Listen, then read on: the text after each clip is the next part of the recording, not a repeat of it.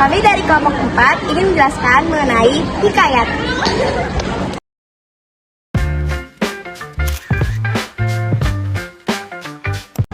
Jadi yang pertama itu ada definisi teks hikayat.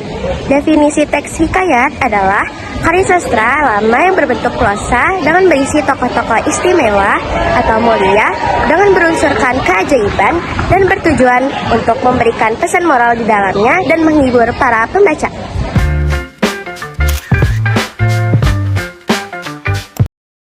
Ciri-ciri utama hikayat. Yang pertama, bahasa Melayu lama, menggunakan bahasa klasik atau lama yang kini sudah jarang digunakan. Yang kedua, istana sentris. Cerita berpusat di lingkungan istana seperti kisah raja, putri, dan para bangsawan kerajaan. Yang ketiga, prologis, memiliki banyak unsur yang tidak masuk akal atau bersifat khayalan. Yang kelima, anonim. Pengarang hikayat umumnya tidak diketahui atau tidak jelas.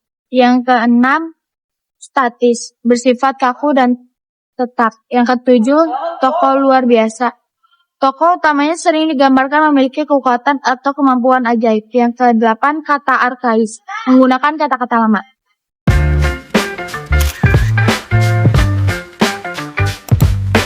Terdiri dari dua unsur, yaitu unsur intrinsik dan unsur ekstrinsik.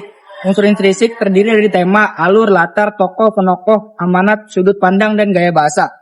Kalau yang ekstrinsik yaitu latar belakang adat, agama, dan budaya.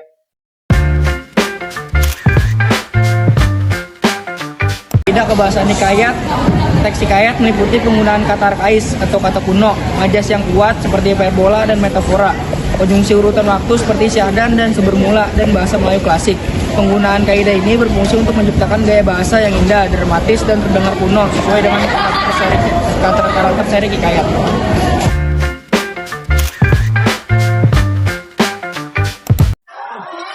1. Menentukan tema dan amanat. 2. Menentukan tokoh dan penokohan. Tentukan siapa tokoh utama dan tokoh tambahan. Tentukan juga sifat dari masing-masing tokoh. 3. Menentukan latar atau setting. Tentukan tempat, waktu, dan suasana terjadinya peristiwa.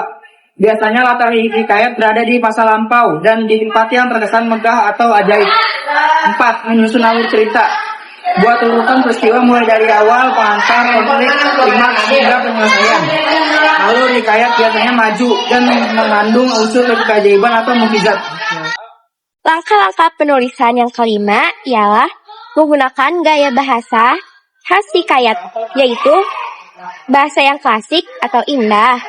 Sering memakai kata-kata lama seperti al-kisah, syahdan, adapun, dan juga maka. Dan gunakan kalimat panjang dan naratif. Yang keenam, ada menulis teks hikayat secara lengkap. Tulis cerita sesuai struktur hikayat. Yang pertama ada orientasi atau pengenalan.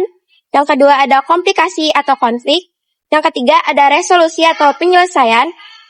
Dan yang kadang diakhiri dengan amanat atau pesan moral. Yang ketujuh ada merevisi dan menyunting. Periksa kembali ejaan, struktur cerita, dan kesesuaian dengan ciri-ciri hikayat.